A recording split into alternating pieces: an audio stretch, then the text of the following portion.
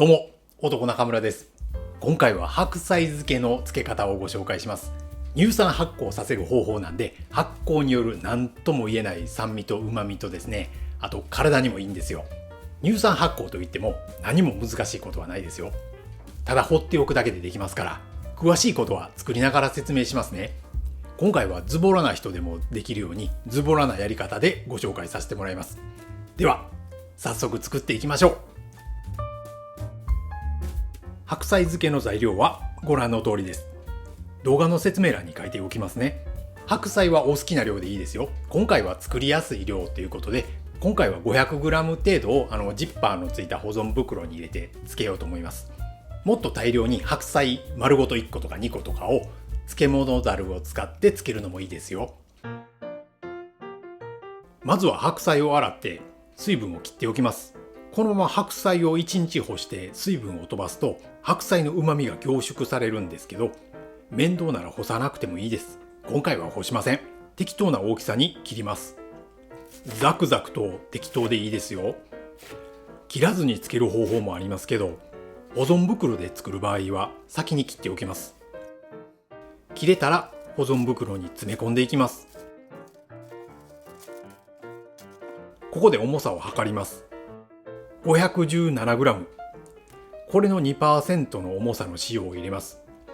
517g の 2% といえばおよそ 10g ですね。入れすぎた。ちょっと量を調節します。10g になりました。さらに唐辛子を少々。昆布を5センチくらいでいいですけど、大きいのしかなかったからこれを入れます。昆布はこういったタイプのものでもいいですよ。塩が全体に行き渡るように混ぜるといいんですけど、ズボラなやり方なんで混ぜません。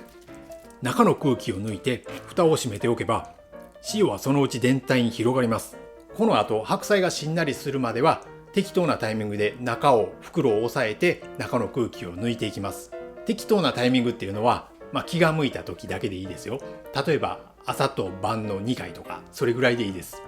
別に空気を抜く回数は多くなっても構いません。まずは1時間ぐらい経ったところで少ししんなりしたんで、袋を押さえて空気を抜きます。一晩置きました。また袋を押さえて空気を抜きます。そして空気が入らないようにピタッと閉じます。さらに12時間ぐらい経ったところです。漬け始めから24時間です。漬け汁がこぼれても大丈夫なようにバットに入れてます。かなりしんなりしてきました。また空気を抜きます。さらに1日半経ちました。漬け始めから2日半です。もう完全にしんなりしてます。ほとんど空気はないけど、押さえて空気を抜いておきます。もうこの時点で漬物としては完成してるんで、食べ始めることはできます。もう食べてもいいけど、ここから乳酸発酵させるんですよ。乳酸発酵させたら酸味と旨味が出てきて、善玉菌の働きでお腹の調子が良くなるんですよ。だからぜひとも乳酸発酵させてください。乳酸発酵のさせ方ですけど、非常に簡単です。どうやるかというと、ただ放置しておくだけです。このまま放置しておけば乳酸発酵が始まります。注意するのは、中の空気を抜いておくことだけです。空気がたくさん残ってたらカビが生える恐れがあるんで、空気は残らないようにしましょうね。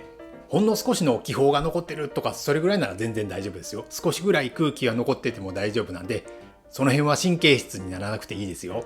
そうして置いといたら、白菜についてる乳酸菌が乳酸発酵を始めるんですよ。乳酸菌は空気のないところを好むんですよ。逆にカビは空気がたくさんあるところを好みます。だから空気を抜いてジッパーを閉じておけば、乳酸菌が好む環境になってカビは生きていけなくなります。あと温度ですけど、なるべく暖かいところに置いておくと発酵が早く進みます。これが夏だったら1日もあれば十分に乳酸発酵が進むんですよ。でも大抵白菜漬けを作るのは冬じゃないですか。冬は寒いですからね、乳酸発酵のスピードはゆっくりなんですよ。だいたい1週間ぐらいはかかるかなと思います。夏だったら1日なのに、冬だったら1週間ぐらいかかるんですよ。温度が低ければ低いほど発酵に時間がかかりますから、冬でも暖房の効いた暖かい部屋に置いとくといいですよ。我が家では暖房の効いた暖かい部屋の冷蔵庫の上に置いておきました。8日間放置しました。白菜の緑色が完全に抜けました。こうやって見てみると色の違いが分かりやすいですね。そしてこの漬け汁を見てください。これも見比べてみましょう。少し濁ってますよね。少し濁り始めたのが乳酸発酵が始まった証拠です。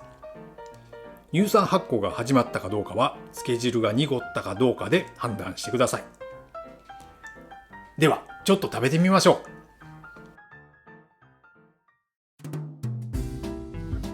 ではいただきます。美味しい。酸味が少し出てますよ。まだ発酵は浅いですから酸味は弱いですけど、乳酸発酵による何とも言えない旨味もありますね。白菜漬けは鰹節をかけて醤油をかけていただくとまた美味しいんですよ。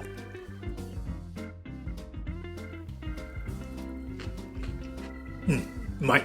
まだちょっと発酵は浅いですけどちゃんと発酵してます。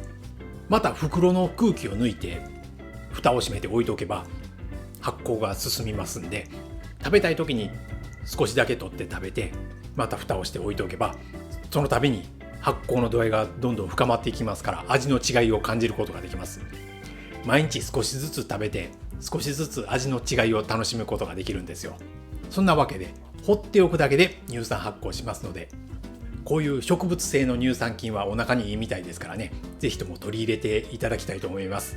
この動画が面白いとかためになったって思ってくださった方はいいねとチャンネル登録をお願いします。このチャンネルではこんな感じでちょっと変わった料理の方法などを週1回ぐらいのペースで更新してます。とか言いながら最近は週に1回のペースで更新できなくなりつつありますけど、無理して週1回のペースで動画を投稿するとですね、動画の内容がちょっと薄くなってしまったりするんで、ペースが遅くなったりしますけどご了承ください。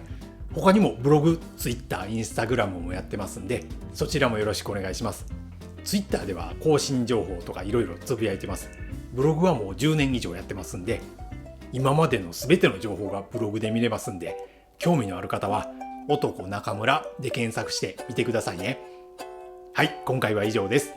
最後までご視聴いただきましてありがとうございました。